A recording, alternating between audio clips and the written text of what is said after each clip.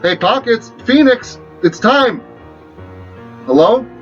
Oh, hey there, creepy cadavers. Welcome back to night 7 of the Murder-thon.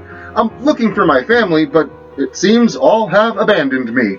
Well, at least I stuck around. Speaking of which, that reminds me of tonight's story about a young man looking for thrills in all the wrong places. I call this one Abandoned by All But One.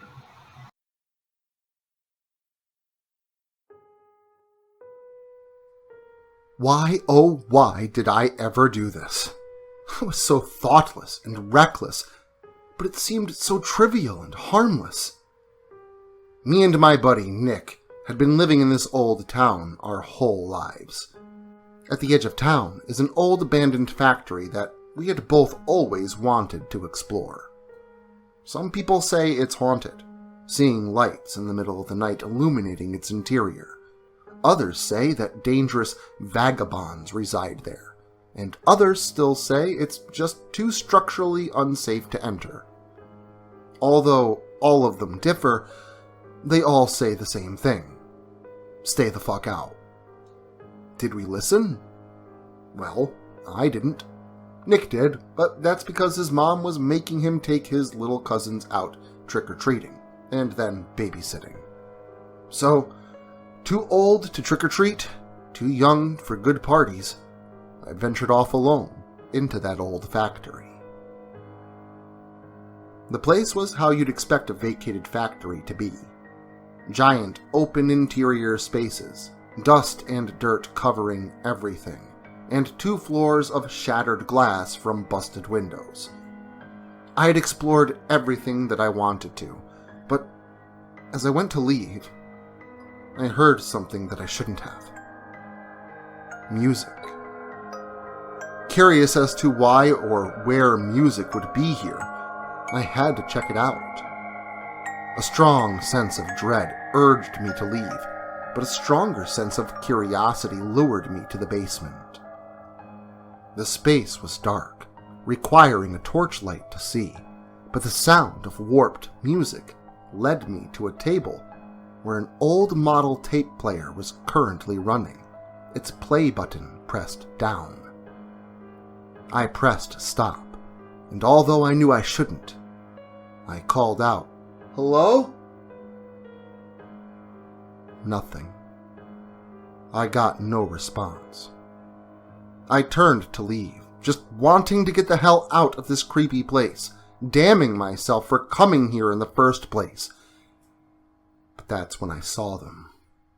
An old tube-style TV, and a stack of cassette tapes on the floor beside it. Each tape had one word written on the label, but each word was different. I looked closer and read out loud. Stacy, Anne, Charlie, Stephen, Rebecca. These were people's names. I didn't want to know anymore. I didn't look any further or take a tape with me. I simply left, hustling as fast as I could to abscotulate from this place. I saw no one, but had a strange feeling of being watched, all the way back home. Although I had arrived back at my house without incident, when I woke up the next morning, I found something that made my heart race with fear and my mind reel to try and catch up. At the foot of my bed was a VHS tape. Upon its label was written one word.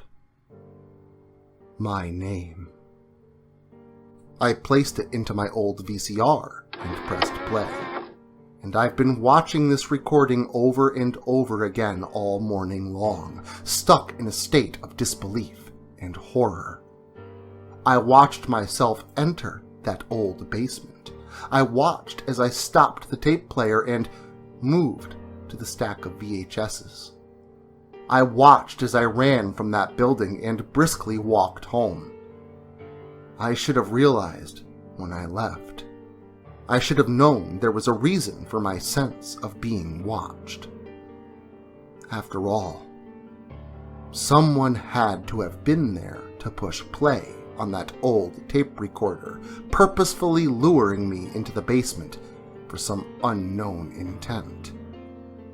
I don't know what would have happened if I stayed, but I know everyone was right to tell me to stay out, and hopefully I will never go back again.